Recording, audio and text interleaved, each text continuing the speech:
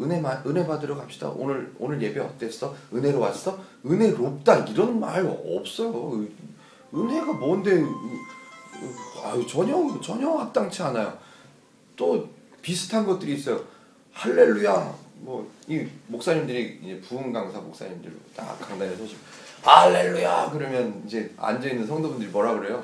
아멘 그러잖아요. 이거는 할렐루야라는 단어는요 너무 귀한 단어예요. 하나님과 사람 사이에 교통할 수 있는 단어 중에 제일 아름다운 단어라고 저는 생각해요.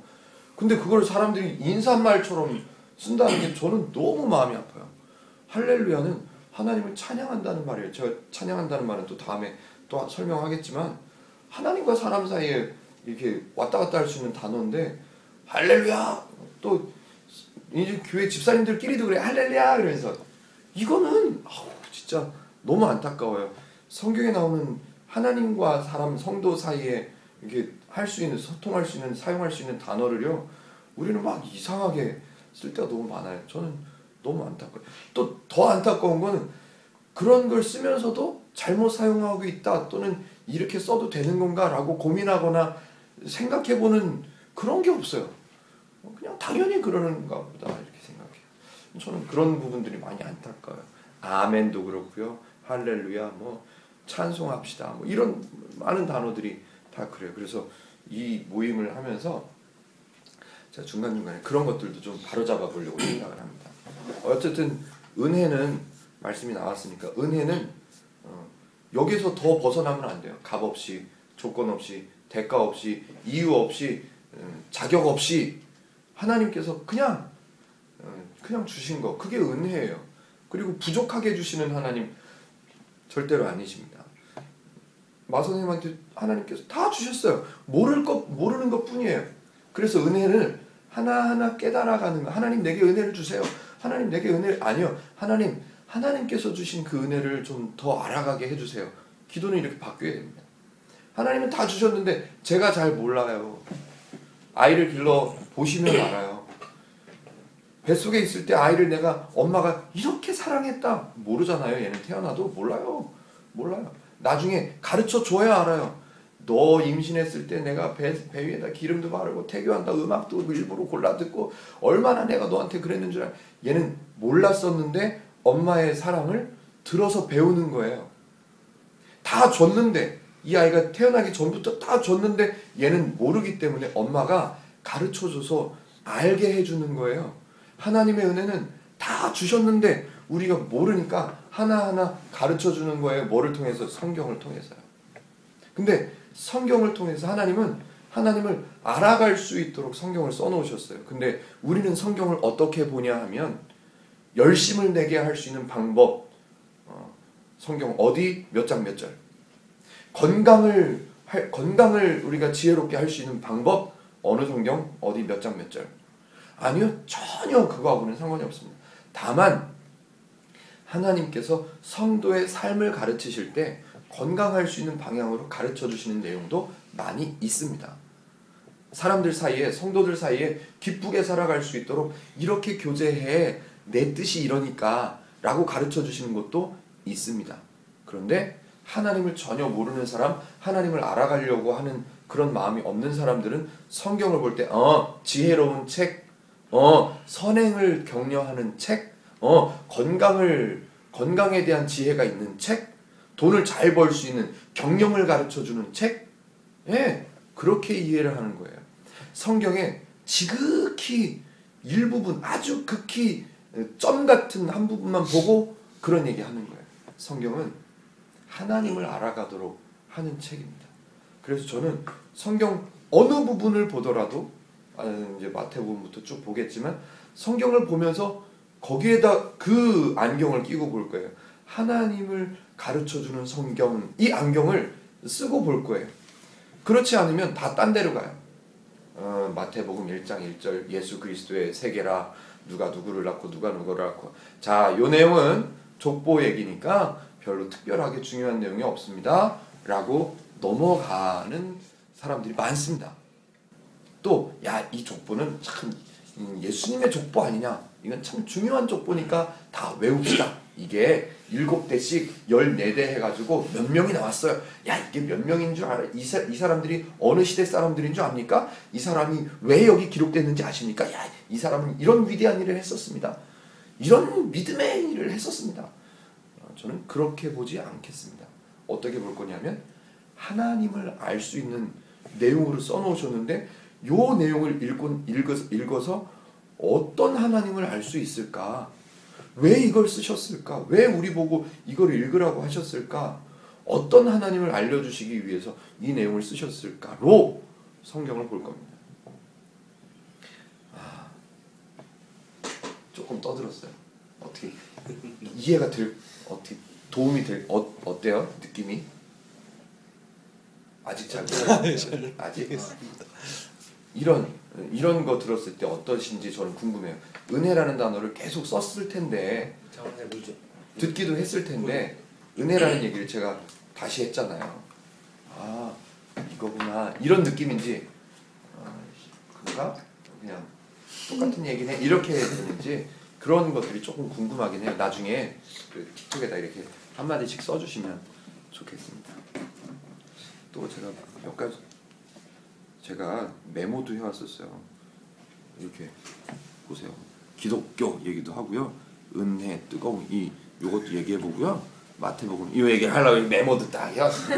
옛날에 참 그 은혜 받았습니다라는 말 인사치레처럼 되게 많이 했었어요. 끝나면 그럼요. 저도 얼마나 부흥회 나오면 목사님한테 은혜 받았습니다. 근데 이 얘기는 전에도 한번 하셨잖아요. 네.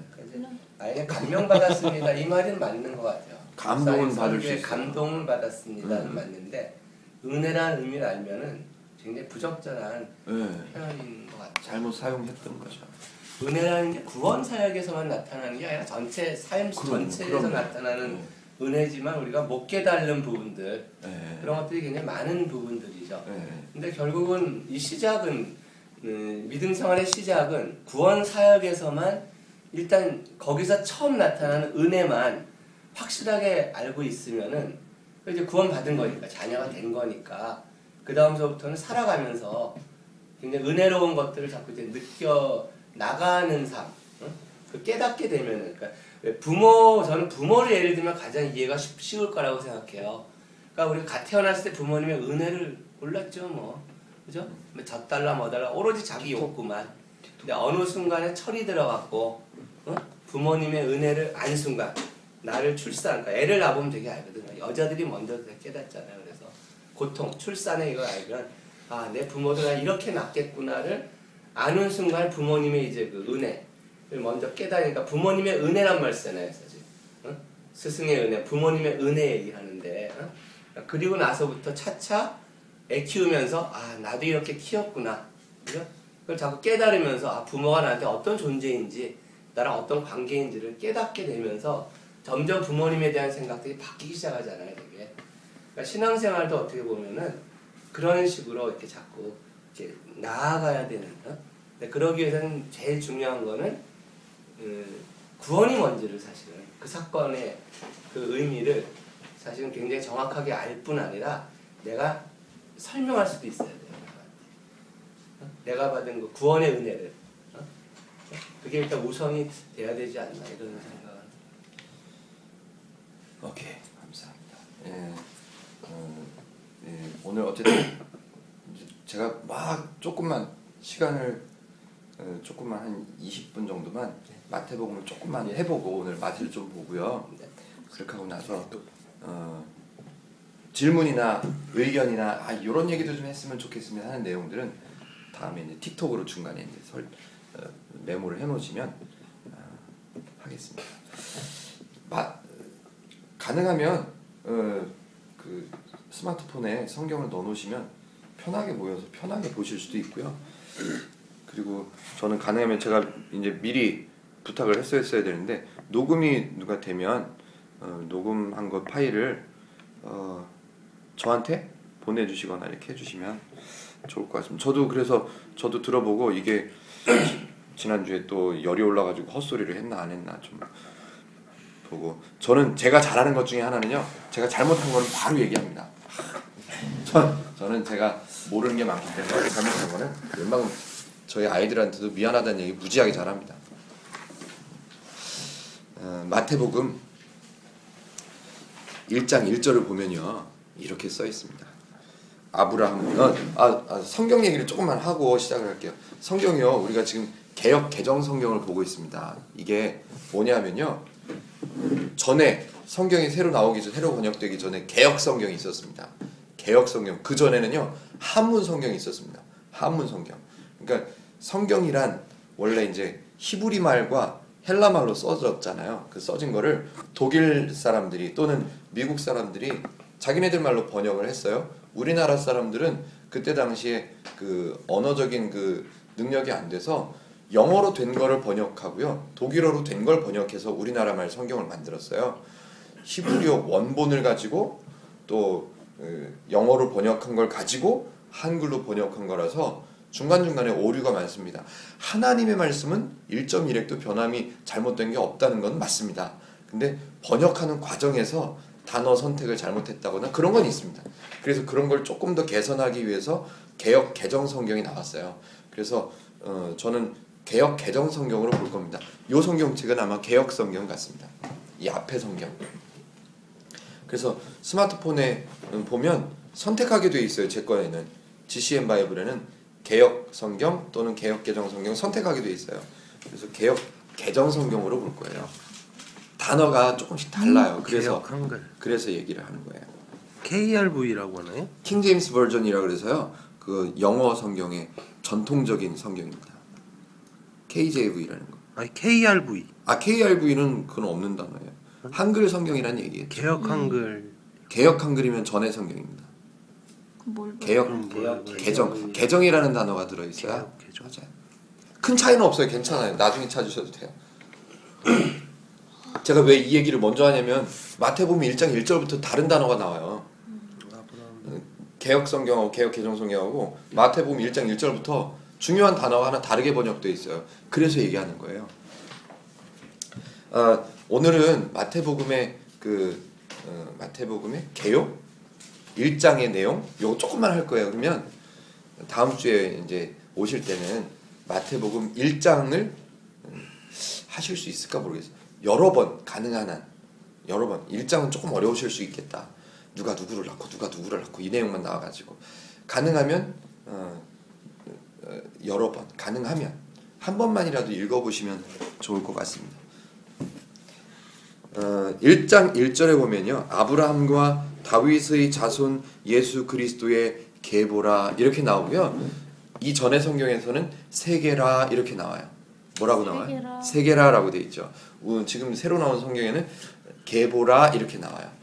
그리고 또 다른 성경들이 있잖아요. 공동 번역이나 우리 뭐죠? 쉬운 성경이나 뭐 이런 현대인의 성경 이런 데 보면 예수 그리스도의 족보라 이렇게 나와요. 여기 족보네요. 네. 그래서 이 얘기를 오늘 조금 해보려고 해요. 지금 시간을 읽어봐도 될까요? 시간을? 예, 별로 안 긴 것 같아요. 제가 서너 절만 읽어볼게요. 아브라함이 이삭을 낳고 이삭은 야곱을 낳고 야곱은 유다와 그의 형제들을 낳고 유다는 다말에게서 베레스와 세라를 낳고 최초의 쌍둥이가 베레스와 세라입니다. 베레스는 헤스론을 낳고 헤스론은 람을 낳고 람은 아미나답을 낳고 아미나답은 나손을 낳고 나손은 살몬을 낳고 도대체 이게 뭔 소리예요? 이게 내 신앙하고 이 성경에 써 있는 이런 내용하고 내 신앙하고 도대체 뭔 상관이 있냐고요. 그 얘기를 오늘 조금만 해볼게요. 혹시 요즘에 성경에는 왜 소제목들이 달려 있잖아요. 그 소제목에는 대부분이 예수님의 족보, 예수 그리스도의 족보 뭐 이렇게 그렇게 돼 있어요. 예수 그리스도의 계보. 예수 그리스도 계보 뭐 이런 식으로 되어 있어요. 혹시 이 마태복음 1장 1절부터 나오는 이 내용에 대해서 혹시 뭐 들어보셨던 거나 뭐 이런 내용입니다라는 예를 들면 뭐 들어보신 거 혹시 있으세요? 이 1장이요? 네, 1장. 이게 이제 마태가 유태인이잖아요. 유대인. 네. 그래서 사실 마태는 자기네 유태 민족에 대해서 이 유태인들에게 복음이 전하는 거를 굉장히 중요하게 생각했기 때문에 근데 유태인들은 항상 보면 자기를 소개할 때 아버지는 누구 할아버지 이런 식으로 되게 소개하는 조상이 사실은 굉장히 중요한 그런 거기 때문에 예수 그리스도를 처음 소개하기 위해서는 그 뿌리가 아브라함서부터 시작됐다라는 거를 사실은 설명하는 게 유태인들이 일단은 예수 그리스도가 후손이구나라는 거를 그러니까 자기 조상들에서 메시아가 나왔다라는 그거를 조금 설득력 있게 설명할 수 있었기 때문에 마태는 처음에 이 계보에 대한 것들을 쭉 써 나갔다라는 게 조금 생각이 나요. 네, 성경 공부하면 그런 식으로 많이들 공부를 합니다. 제가 조금 더 이제 말씀이 맞으신데 조금만 더 제가 구체적으로 설명을 드려볼게요. 마태복음의 저자는 정확히 밝혀져 있지가 않습니다. 마태라는 사람이 기록한 건 맞습니다. 그런데 이 마태라는 이름이 예수님의 제자 12제자 중에 있는 마태냐 아니면 예수님의 제자 이외의 다른 마태냐 또는 어떤 마태인지 어떤 직업을 갖고 있는 마태인지 그런 건 정확하게 학자들이 밝혀내지를 못했습니다. 마태는 마태다. 마태는 마태인데 어떤 마태인지를 밝혀내지 못하고 있습니다. 그래서 누가 기록했는가? 그거는 사실은 상관이 없어요. 왜냐하면 제가 다시 한번 리마인드를 해보겠습니다. 성경은 하나님을 알게 하는 책입니다. 성경을 알아가는 것이 믿음이고 하나님을 성경을 통해서 알아가는 것 그게 신앙생활인 거예요. 그래서 마태복음 1장 1절에 나오는 이 예수 그리스도의 계보도 하나님을 알려주는 내용인 거예요. 그런 측면에서 제가 한번 설명을 해보겠습니다. 예수 그리스도의 계보라라는 말이 있습니다. 이 계보가요 사실은 우리가 알고 있는 족보 지금 아버지는 누구고 그 할아버지는 누구고 그 조상은 또 누구고 그런 내용이 중요하다 그러면 이 족보의 성격이 조금 더 많이 드러나야 됩니다. 이 시대에는 아실 거예요. 이 신약 시대에도 여자들은 숫자에 쳐주지도 않았습니다. 그러면 이 시대에 족보가 있다면 제가 직접 가서 족보를 뒤져보지는 않았지만 족보 안에 여자 이름 크게 써지지 않습니다. 그런데 여기에는 여자들의 이름도 나옵니다. 더군다나 이게 족보의 성격을 띠려면 역사적으로 맞아야 되는데 누가복음에는 거꾸로 나와요. 이 마태복음에서는 아브라함부터 예수님까지 나오는데 누가복음에는 예수님부터 아브라함 그 뒤에 하나님까지 나옵니다. 근데 이걸 순서를 맞춰보면요 다릅니다. 순서도 다르고요 등장하는 사람들도 다릅니다. 우리가 생각하는 그 족보 그게 목적으로 써 있는 거라면 잘못 써진 거예요. 오류가 많습니다. 그런데 이 마태복음 1장을 기록한 목적 자체가 하나님을 드러내기 위한 목적이다 라는 관점으로 보면 답이 나옵니다. 어떻게 답이 나오냐면 1장 1절에서 보면 예수 그리스도의 계보라 이렇게 나옵니다. 그래서 저도 이제 성경을 강의하시는 목사님들의 성경 설교도 많이 듣고 주석도 살펴보고 이렇게 했습니다. 그리스도의 계보라라는 말을 좀 관심 있게 보시면 좋을 것 같아요. 그리스도라는 말은 지금 우리 원장님 말씀을 잘해주셨는데 기름 부음 받은 자를 그리스도라고 합니다. 근데 이게 히브리 말로 쓰여질 때 메사흐라는 단어가 쓰여져요. 칠판이 있으면 큰일 날 뻔했습니다. 히브리어로 써야 되니까. 메사흐라는 단어를 쓰는데요. 기름 부음을 받은 자, 다윗도 기름 부음을 받았고요. 또 사울도 기름 부음을 받았고요. 왕들이 주로 기름 부음을 받았고요. 또 우리를 뭐라 그래요? 기름 부음 받은 왕 같은 제사장이다 그러잖아요. 기름 부음 받은 자들 그게 그리스도라는 의미예요. 근데 여기 1장 1절에는 예수 그리스도라고 나옵니다. 기름 부음 받은 자들 중에서 예수님을 중심으로 볼 때 계보를 너희들에게 설명해 줄 수 있겠다라고요. 중심되는 단어는 그리스도입니다. 무슨 말이냐면 아브라함 제가 사무엘상 얘기도 잠깐 했지만 아브라함을 드러내기 위해서 성경에 아브라함이 등장한 게 아닙니다. 아브라함은 사실은 따지고 보면요, 한 게 별로 믿음의 조상이요.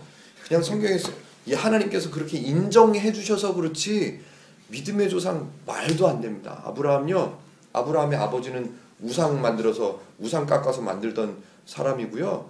그 우상 갖고 놀면서 컸던 사람이 아브라함이고요. 너는 내 고향 본토 친척 아비의 집을 떠나라고 얘기했는데 아브라함은 실제로 떠난 거는 그 고향밖에 안 떠났어요. 아버지도 데리고 가죠. 삼촌 롯하고 같이 가죠. 친척 떠나지 않았어요. 가족 떠나지 않았습니다. 고향만 떠났어요. 무슨 믿음의 조상이 아니에요. 믿음의 조상 아닙니다. 하나님께서 조그마한 믿음을 그냥 너는 믿음의 조상이야 라고 칭찬해 주신 것 뿐이에요. 근데 우리는 믿음의 조상 그러니까 막 아브라함을 막 세우는 거예요. 왜? 사람을 세워야 우리는 이해하기 편하니까. 그냥 그 보잘것없는 그런 별 볼 일 없는 믿음. 아버지는 우상 팔다가 애 키울 때 우상 갖고 놀게 하고 우상 조각 가지고 팔고 그 우상 팔고 나온 돈으로 먹여 살렸던 그런 보잘것없는 사람을 통해서 일하시는 하나님이 이런 분이야 라는 것을 가르쳐 주시려고 아브라함이 등장한 거예요. 그래서 아브라함이라는 사람은 어떤 사람이냐면 하나님께서 기름을 부어 주셔서 그 사람을 통해서 하나님이 나타나도록 하나님의 이름이 드러나도록 하기 위해서 부르시고 세우시고 사용하신 사람, 부르시고 세우셔서 기름 부으시고 그 사람을 통해서 일하신 하나님, 그 하나님이 있어 라는 것을 가르쳐 주시기 위해서 그리스도의 계보, 기름 부음 받은 사람들이 나오는 거예요. 그래서 아브라함은 이삭을 낳고 마찬가지예요. 아브라함이 이삭을 낳고 했을 때 이게 족보라면요, 이삭만 나오면 안 돼요. 아브라함의 아들 이스마엘도 나와야 되고요. 다 나와야죠. 근데 여기 마태복음이 이삭만 나와요.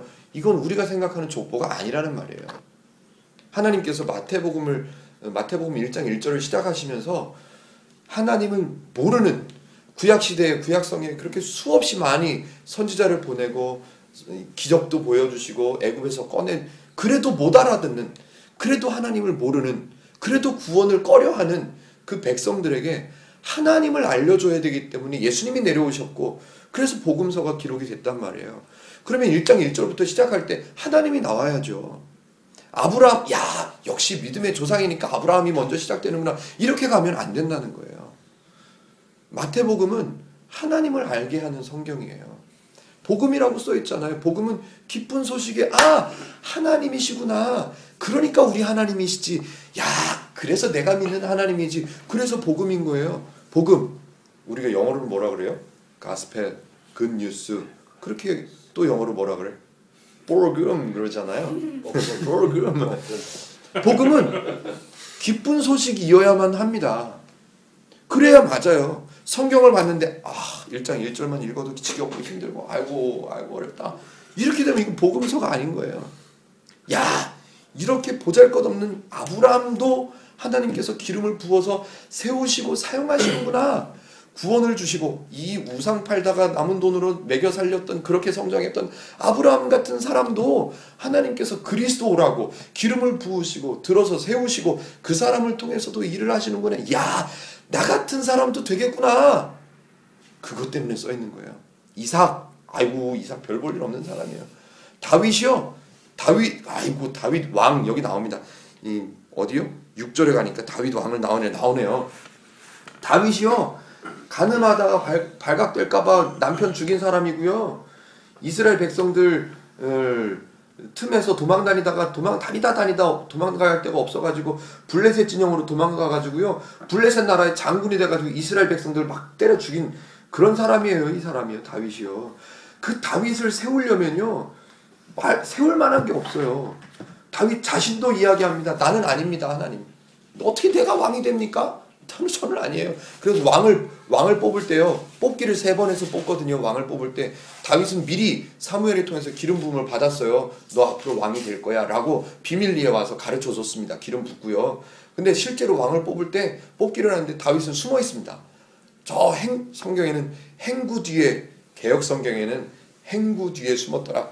짐짝 뒤에 숨어가지고 사람들이 못 찾습니다. 그리고 결국에는 하나님이 사무엘에게 가르쳐줍니다. 야, 저쪽에 숨어있어. 데리고 와. 다윗 스스로도 그렇게 생각하는 사람이 위대한 사람 아닙니다. 왜 그리스도의 계보에 다윗이 들어있냐 하면 그 다윗 같은 못난 사람, 아빠도 인정하지 않아서 왕을 뽑겠다 그렇게 선지자가 왔을 때 다윗은 부르지도 않았어요. 7 형들만 불러놨죠. 야, 얘네들 다 아니야. 나는 다른 형제 없어? 그랬더니 아빠 이새가 말합니다. 아이고, 막내가 저 양치고 있는데요. 아이, 걔는 볼 것도 없어요. 데리고 오지도 않았어요. 그런 다윗이에요. 그런 다윗을 부르셔서 세우시고 기름 부어 주셔서, 메사흐, 기름 부으셔서, 그리스도 기름 부으셔서 그를 통해서 하나님께서 일하심을 보여주셨던 그 사람이 다윗. 그 사람들만 나와 있는 거예요. 그래서 그리스도의 계보인 거예요. 여기 나오는 사람들이 족보가 아브라함이 누구를 낳았고 누가 누구를 낳고 이거는 우리가 외워야 돼. 아니요. 전혀 필요 없습니다. 이게 족보라면 진짜로 이거 가지고 안 돼요. 제가 저희 집에 족보도 한번 살펴봤거든요. 그랬더니요, 아버지 한 사람의 자식들이 주렁주렁 달려있어요. 주렁주렁 달려있는데 기하급수적으로 늘어납니다. 밑에는. 그렇게 되면요, 여기서 14대 이렇게 기록하려면요, 마태복음 1장 가지고 안 끝납니다. 이거 족보로 하고 족보로 쓰려면 우리가 생각하는 그런 족보가 아니라는 말이에요. 1장 1절부터 하나님을 가르쳐 주신, 하나님이 어떤 분이시냐 하면, 야, 아브라함 알아? 이런 못난, 이런 우상 속에서 자라난 이런 사람도 하나님은 부르셔서 기름 선택하셔서 기름 부으셔서 이런 사람을 통해서도 이스라엘 백성들을 만들어내시는 그런 하나님이 지금 복음서에서 소개하는 하나님이야.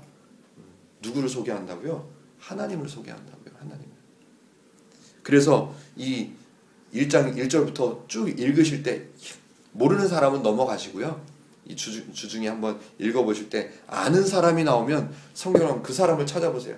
그 사람이 얼마나 못났는지 한번 찾아보시면, 아이고, 이 사람은 나보다 심하다. 제가 그냥 객관적으로 봐도요, 저희 아버지요, 저희 어머님 집사님이세요. 제가 다윗보다 나도 아브라함보다 제가 수백 배는 낫습니다. 저희 아버지 우상 그래도 몰라요. 우상 만들어서 파는 사람 아니에요. 저희 할머니요, 기도하시는 분이에요. 지금도 기도원에서 기도하고 계세요. 제가요, 아브라함보다 수백 배 수천 배는 낫습니다. 족보로 따진다면. 근데 이 계보는 그런 우리가 알고 있는 그런 계보, 그런 족보가 아니라 하나님을 초장부터, 우리말로 초장부터 하나님을 시작하는 거예요. 초장부터. 이해가 되나요? 이해가 됩니까? 이해가 좀 돼요? 네? 이해가 좀 돼요? 이해를 하면서 하고 있어요. 그래서 이 마태복음 1장 1절부터 쭉 읽을 때 아이고 지겹다 이게 아니라, 야, 이딴 사람도 하나님께서, 그래서 그 히브리어를 제가 좀 이 원어까지는 제가 못 찾아보고 와가지고 메사흐라는 단어가 기름을 부으신다 이런 뜻이고요. 그게 이제 그 신약 헬라어로 넘어오면 메시아라는 단어가 나옵니다. 메시아라는 단어가 나와서 그걸 이제 헬라 말로 바꾸면 그리스도다라는 말로 달라지는 거예요. 그래서 그리스도 기독교 그런 거예요. 우리나라는 그래서 기독교가 됐습니다. 크리스토, 영어는 크라이스트잖아요. 그래서 우리나라는 크라이스트를 다르게 번역하기 어려워서 기독교, 기독교, 크라이스트, 그리스도, 기름 부음을 받은 자. 그래서 저와 여러분들은요, 하나님께서 구원하셨다라는 단어를 히브리적인 의미로 말하면 기름을 부어주셨다라는 의미예요. 그래서 저와 여러분들에게 하나님께서 허락하신 것은 구원하신 거, 기름 부어주신 거예요. 어떤 의미냐면, 이런 사람들도, 야, 너는 내가 기름 부은 사람이야 라고 가르쳐 주시면서, 이런 사람들도 내가 들어서 세워서 이스라엘 백성도 만들고 이런 일도 하고 저런 일도 하고, 야, 다윗 봐라, 다윗 같은 사람 내가 세워놓고 왕까지 시켜줬잖아. 왕 시켜줘서 내가 뭐 했는 줄 아냐? 다윗 이거 전쟁도 모르고 싸울 줄도 모르니 이거 데리고 내가 전쟁 다 이기게 해줬잖아.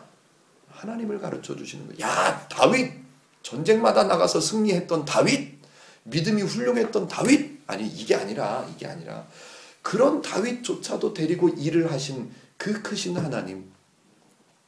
그래서 마태복음은 1장 1절부터 마태복음 1장은요 통째로 전부 다 하나님밖에 없어요. 다 하나님이에요. 다 하나님. 아브람을 연구해봐. 야 다윗을 연구해봐. 야 헤스론이 누구야 도대체? 베레스와 세라 도대체 얘네가 뭐야? 우린 들어보지도 못한 사람들 이름이네. 이 사람들도 하나님께서 부르시고 세우시고 기름 부어주셔서 하나님께서 사용하신 사람. 쉽게 우리가 배운 거를 하나 응용한다면 여기 족보에 나와 있는 사람들을 대를 이어서 다윗까지 나오고 다윗 밑 예수님까지 나오잖아요. 야, 이 족보에 나온 사람들은 그래도 다윗의 족보 안에 들어있는 사람들 대단하잖아요. 근데 이 사람들의 삶은, 이 사람들의 믿음은 별거 없다는 말이에요. 별거 없고 이 사람들을 세우셔서 하나님께서 역사를 이끌어 오셨던 것은 하나님께서 하셨다는 것을 보여주신 거예요. 하나님께서 하셨다. 성경을 보면요, 성경을 보실 때 야 성경에 등장하는 등장인물들 참 위대하지 않습니까? 그래서 인물 신학도 많이 있습니다. 바울 신학, 성경 인물에 대한 신학들도 많이 나옵니다. 그 나중 얘기고요. 그 인물을 통해서 하나님은 어떻게 하셨나? 그 인물을 통해서 어떤 하나님을 가르쳐 주시는가? 그래서 저와 여러분들이 하나님을 믿는 거잖아요. 하나님을 믿게 하셔서 나 같은 사람도 하나님을 믿게 하셔서 목사로 세워놓으셨잖아요. 저는 제가 돌아봐도요. 저는 목사 될 만한 자격도 없고요. 아무 끈덕지가 없어요. 제가 고등학교 다니면서 신학대학교를 가기를 결정한 이유, 두 분이 집사님이시니까 집사님의 기도의 응답 전혀 없습니다. 저희 아버지는 영어 영문학과 가기를 원하셨고요. 저희 어머니는 저보고 나중에는 제가 하도 힘들어하니까 하고 싶은 거 해 그러셨던 분이시고요. 제가 신학대학교를 골랐던 이유는 없었어요. 저는 다 기독교 집안이고 교회, 학교, 집 이렇게만 놀아가지고 건전하게 놀았다는 얘기가 아니고요. 중학교 3학년 때부터 연애를 해도 교회에 있는 여자, 이거 녹음되면 안 되는데 교회에서만 놀았어요. 교회에서만. 그래서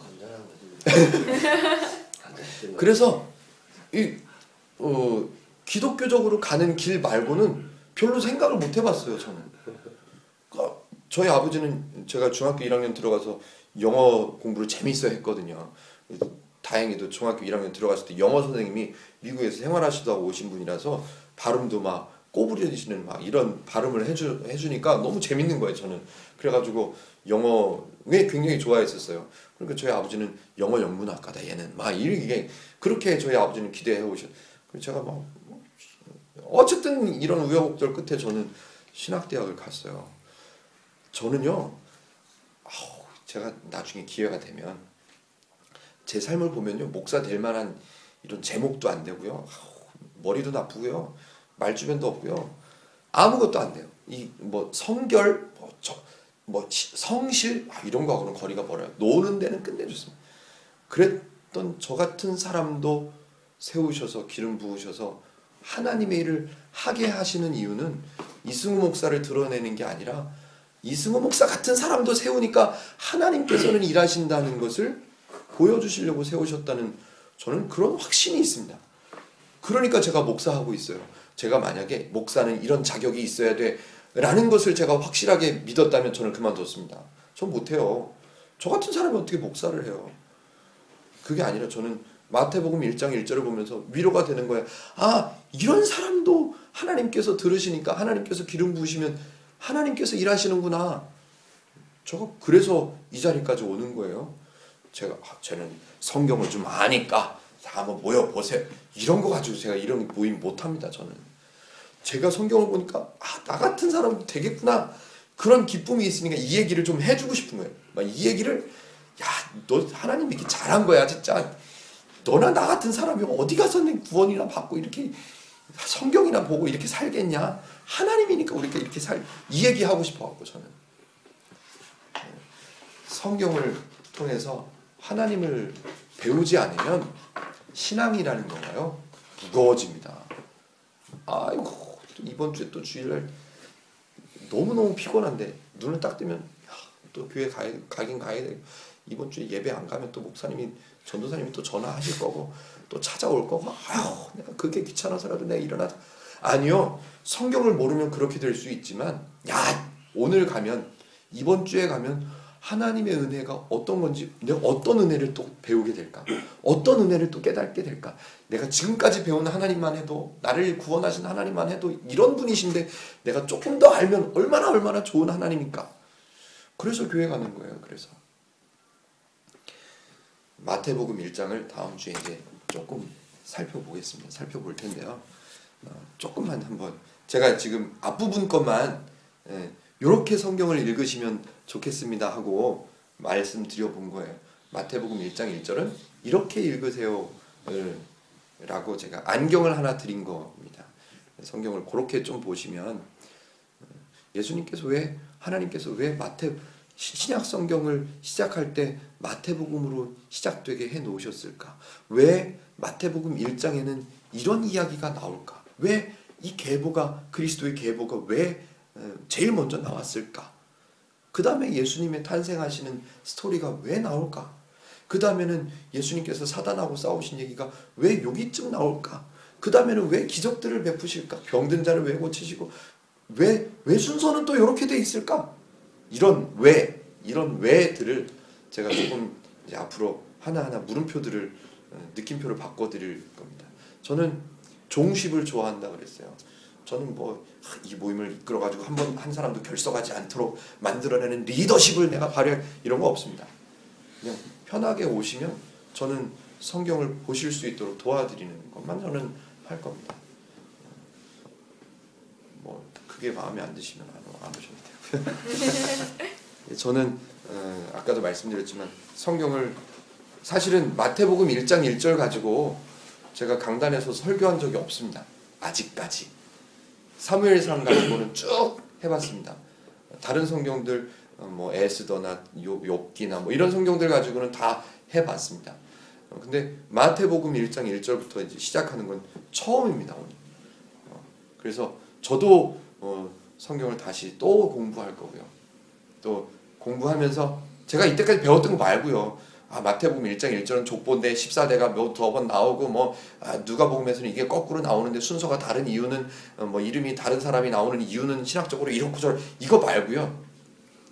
마태복음을 통해서 성경을 통해서 하나님을 가르쳐 주시는 그 뜻